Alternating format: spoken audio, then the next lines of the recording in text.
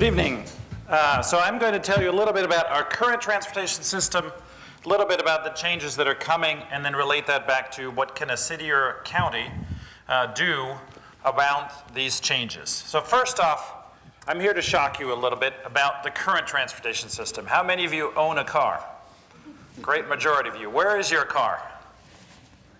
Parked. Out there, right? It's parked, exactly. How much of your time is your car parked? 96% of the time. I have news for you. You bought your car to park it. And by the way, of the 4% that you're in your car, mostly your car gets a very upset you because half that time you're looking for parking or stuck in congestion. So you're really actually going places 2% of the time. So that's pretty horrible in terms of asset utilization. If you then look at fuel use, now we're paying a little bit less than we did a year and a half ago, but still, of that $3.80 or whatever it is at the pump right now, 99% turns into waste and other expense. Only 1% really goes from moving you from A to B. The rest turns into heat, wear on your car, wear on your tires, on your brakes. So pretty poor performance, even in terms of fuel efficiency as a system.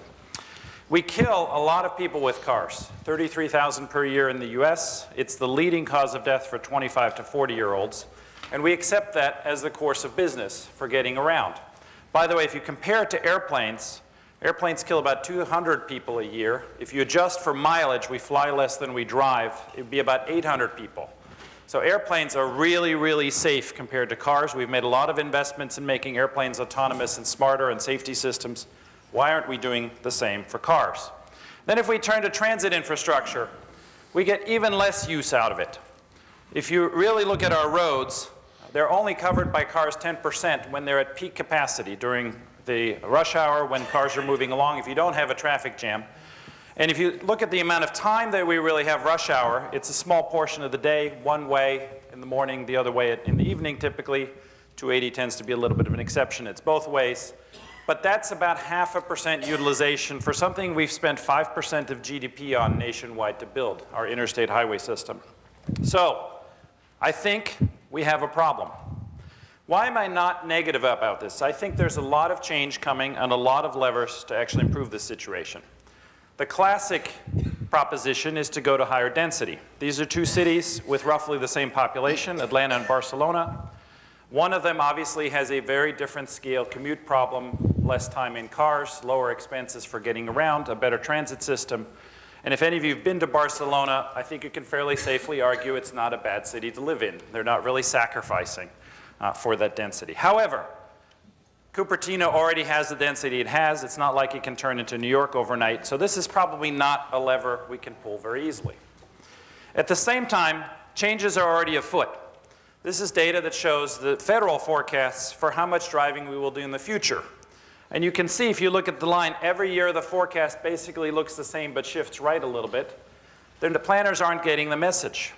There's been a secular change in our driving patterns. People are moving back into cities, people are getting rid of their cars, driving less, and actually shifting modes. Transit use is up, car ownership is down in nearly every city in the US.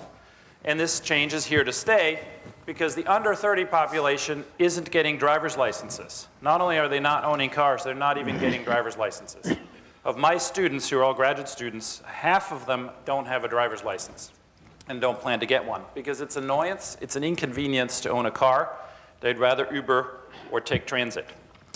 Speaking of transit, the great belief usually is you need really high density to make transit work. I'm here to tell you tonight that yes, you need a minimum density. It doesn't work for a truly rural area. Trying to build transit systems in rural Kansas or Oklahoma wouldn't be a good idea. But you don't need extreme levels of density. What you do need, and this is really important for tonight's discussion, you need frequency. The international standard is a vehicle every 7 minutes. If you go to Japan, the long-distance bullet train runs every 7 minutes. You can show up at the station, get on, and get to where you're going. Most of our intervals in the US, as you can see, most US cities are here on the upper left or in the call-out on the upper right there in more detail. You can see the San Jose metropolitan area fits right into the middle of that. We tend to have intervals that are best case 15 minutes, but more typically actually half an hour, 45 minutes, or even an hour. If you miss a bus or you miss a train and it's a 45-minute interval, the rest of your day is completely messed up. right? So we need the short intervals to really make this an ordinary tool for getting around like your car, which typically takes a couple minutes to get out of the garage and get into. Now I want to tell you about a city with excellent schools, a major computer manufacturer, and a large Chinese-speaking population. But it's not Cupertino. Here's a city that essentially had no transit system if you go back to 1969. It built one initially for the government officials to escape into the mountains outside of Beijing. It looked like what you see below, people in fairly uniform dress, and it didn't run very often. It didn't cost much either, and it had the typical American 15-minute headway, and it didn't have much ridership. If you look at what happened over the subsequent decades, we didn't get much change. We got a first ring road, a second line added, but fundamentally ridership didn't really boom very much given that the population of Beijing over that time grew very disproportionately. But since 2000, things have fundamentally changed. Look at this new map of Beijing today. Look at how dense the subway system is. Beijing is now the largest subway system in the world. They're going to double the number of miles from here over the next 15 years. So they're already the largest. They're going to go twice as large, twice as dense. And you can see, if you look at that picture, it could pretty much be anywhere. I want to give you, and the last thing is, their stations are about a mile apart. Remember that number when I come back to our area here. But I'm now going to tell you the same story about Silicon Valley. We also started our transit system quite a while ago with 15-minute headway. We've added a little bit to it in 2000. We have relatively little change from 2000 to today. And our picture of the inside of the cars, if you actually just go on any of the photography sites and put in, VTA transit, most of the pictures you get are of empty trains like this. You tend not to get happy riders with kids riding on them. And very importantly, our stations are too dense, and our headway is still only 15 minutes. I forgot to show you and highlight in the previous chart. Beijing has moved its headway to 2 minutes and 5 seconds. The fact that there's 5 seconds in there should tell you something about the precision with which the system runs. I've actually not seen any other city that measures headway down to the seconds. So, coming back to our area, what's interesting is if you go back further in history, we actually had the right kind of network. If you go back to the beginning of the century before the automobile took over, we actually had pretty much a good network that actually got you down from Palo Alto to Cupertino, got you from San Jose to Cupertino, had a reasonable fare, and had pretty good intervals. It ran roughly hourly, which given the population at that time was actually relatively frequent service compared to other trains. Wouldn't be good enough today. And it actually had a higher distance between stops, so it was designed in the way that we should design it today. So we can do it. We've done it in the past. Other places can do it today. Why not improve it? Well, we do still have one problem, which is our urban planning is not designed the right way. We've put the jobs near the freeways, as you can see here in the blue dots, and we have not put jobs near our transit system, which is in the red here. We've put our housing near the transit system. Actually, mostly, we built the train where most of the original cities were, and then more cities grew up around that. So we have a mismatch. Why is this a problem? Well, ideally, you'd have both work and home near transit. Then you're actually quite likely to take it. You can see here, almost half of people take transit when you have both home and work near transit. If you look at Manhattan, which also has higher density, 60% of households don't even own a car. Almost 80% of Manhattanites actually take transit because it's the most efficient way to get around. You can see on the far right here, if neither workplace nor home are near transit, you're not going to take transit because it's just too inconvenient. But if we have a choice about putting our home or our workplace near transit, it's the workplace that matters, as you can see from the middle two bars. Think about why. Typically, you're not just going to work. You're dropping your kids off at school, you're running an errand, you're going shopping. If you need your car for the last mile from transit to workplace, your car's stuck over there. You can't pick up your kids, you can't run an errand, you don't have your car on the weekend. If it's the home to transit link that you need, I can have my car roaming around from my house, get onto transit, and as long as I can get from transit to work easily, that problem actually is solved. And remember that when you hear from Apple and some of the other companies, because they're designing a transit system as a privately operated entity that basically solves this problem. I want to conclude with a couple slides that show you why I think the future is intermodal. Not this kind of intermodal, by the way. This is actually a picture I took on 280 a couple months ago. I happened to run into this train riding on a semi-truck. The real intermodal is this. Applications that allow us to integrate multiple modes, make the scheduling really convenient, automatically do the routing for us, just like Google Maps does for cars today, or Apple Maps does for cars today, and allows us to also pay online the way that we pay for Uber. You never have to think about it after you enter your credit card one time. That's where we need to head. And that system also needs to integrate the other modes. Why? Well, let me show you a simple example. This is a pilot we did at Stanford with Stanford employees. And what we found is, if you're looking at commuting by car versus commuting by bike, those are the dashed lines, the bike loses once you get more than 2 or 3 miles out. So what you find typically is people who live under 3 miles actually take a bike or walk. But beyond 3 miles, almost everybody drives. Now take a look at the middle 2 lines, the solid lines. This is a car under realistic rush hour conditions, including the time to get in your car, drive through rush hour, and then find parking at the end. And the other line is an electric bike. What's interesting is, for 3 miles, the electric bike is actually faster, and the electric bike keeps up with the car up until about 9 miles. At 9 or 10 miles, the car begins to win. So we could have a very large commute radius. We could also have a very large e-bike sharing system or e-scooter sharing system around our transit station and massively increase the intake range or the range to employment at the other end of the line.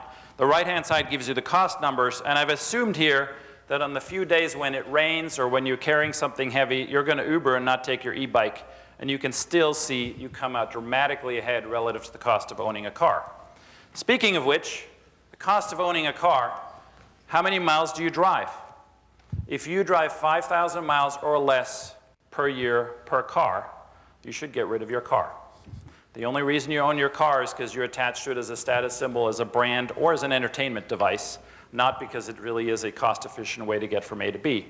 What these lines show you is the line horizontally nearly for leasing or for purchasing a car. You have a big high upfront cost. You have a relatively modest increase in cost as you drive more, maintenance and fuel basically. And then I've plotted a number of other options. Transit, where it's available, again going back to the limitations of I've got to have it near home and near work, or I've got to have an e-bike, e-scooter connection to at least get there, is really cheap. We know that. But what's interesting is the new sharing models, Uber, Lyft, and even the Zipcar Drive Now models, actually are much, much cheaper as long as you don't drive too much. You can see here, to take your first ride is almost no cost, right? Just the cost of the ride, $5, $10, depending on how far you're going. As you then drive more, the cost per mile is more, so there's a crossover point. But that crossover point right now, if you look at the Uber X line, is at about 5,000 miles per year. If you now say we're going to go autonomous and take 60% of the cost out, which is the driver that has to drive you around, we double that range. So now we're talking 10,000 miles is the crossover point. The average American only drives 11 or 12,000 miles. So now we're talking half the population, as you can see at the bottom, the whole left set of bars, that basically economically should get rid of at least one car in the household and switch entirely to some kind of shared service. So again, economically, it's already there, and will just get better. My last slide on the economics. If you look at this on an integrated basis, we have electrification happening, think Tesla. We have sharing happen, think Uber, Lyft, or public transit. We have autonomy coming in from pretty much everybody, Google, Uber, and the unnamed project at Apple. Everybody's working on autonomy. And we have cars connected to the internet. You're taking for granted that we have not only Slack and media, but we also have updated traffic and routing information. Each of those makes a big difference. Electrification increases the efficiency dramatically. Sharing reduces that wasted time that your car's parked, which is actually the single biggest cost of your car, is the depreciation on it sitting there. Autonomy has the potential to reduce most of those accidents, not everything, but a good number of them. And then connected means I can route around traffic, I can pick the time when I take the car, or I can make a connection to transit from my car, so I actually take a faster back trunk line or a Caltrain or whatever it might be for when that actually is more convenient. But what's really exciting is the integrated picture. because these have a mutually reinforcing effect. If you share, the size of the battery matters less because I can swap into a bigger battery when I need to go to Tahoe, and I can use a smaller battery when I'm just cruising around town. If I have autonomy, the cars can reposition automatically, so sharing becomes much more fluid. And by the way, I don't need all the drivers, and I don't have to have limited hours. The cars can actually drive 24/7. They can do deliveries at night and pick up people during the day. And obviously, if I'm connected and shared and electrified, then all my charging, all my maintenance can happen in the off hours as well. So again, it's very, very convenient. Under 2 minutes for a pickup. Cars could be positioned in your entire neighborhood, so it's very quick to get around. The aggregate economics go from about $1 per mile all in today. Again, depends on whether you drive a Honda Civic or a Mercedes. It's somewhere between 67 cents and $1.20. We go to 8 or 9 cents per mile. That's like the invention of the railroads. So in addition to classic transit, we need to be thinking about this change and how it interacts with our transit system, because ideally we want the autonomous vehicles to cover that last mile, whether they're two-wheelers or four-wheelers. And I close with this slide, which is what needs to change for a city. Well, we need to plan integrating between transit and roads. Historically, those are separate departments, separate plans. You can see the car plans have always assumed massive increase in car traffic. That is no longer true. And our transit plans have assumed transit the way we've built it, with long headways, very infrequent, and low ridership assumptions, because we've made the last mile problem really inconvenient. We can solve the last mile problem now with these new vehicle types.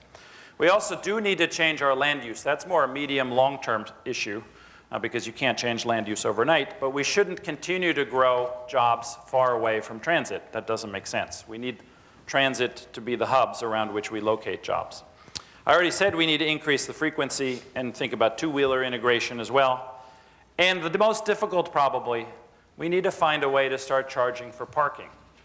As long as the transit operator has to pay for the land and the right-of-way, and the car infrastructure is free because it's paid for by the federal government and by the companies providing free parking lots, we're not going to create a level playing field for all of these technology solutions. That's a really painful discussion for employers because it's a big competitive disadvantage if you're the only guy in town charging for parking. So we need a broader solution that does that collectively, not expecting one company to go alone. And lastly, we need to open up the data so that these intermodal apps, the true intermodal experience, can work seamlessly together. And you can go from car to train to bike for your last mile and do whatever else you might be doing for the evening commute that's different. And we need to encourage these new models. Thank you very much.